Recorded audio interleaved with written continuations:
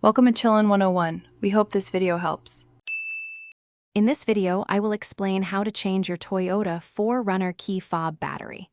It's a straightforward process that you can do yourself in just a few minutes. Before we begin, make sure you have a new CR 2032 coin battery ready. You will also need a small flathead screwdriver to help open the fob. Let's get started and restore full functionality to your key fob. First, you'll need to remove the emergency key from the bottom of your key fob. Simply press the small release button on the side and pull the key out. Now, look into the slot where the emergency key was. You'll see a small notch. Take your small flathead screwdriver, insert it into this notch, and gently twist it.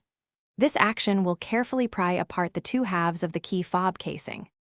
With the key fob open, you'll see the old coin battery nestled inside. Using your small flathead screwdriver, gently pry the old battery out of its holder. Pay attention to how it was oriented. Typically, the positive side, marked with a plus sign, faces upwards. Now, take your new CR 2032 battery and carefully insert it into the holder, ensuring the positive side is facing up, just like the old one.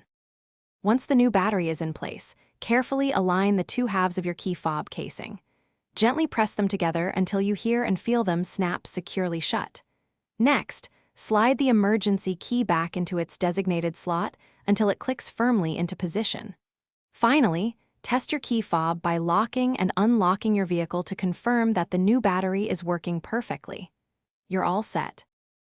Thanks for watching. Consider subscribing if we helped you.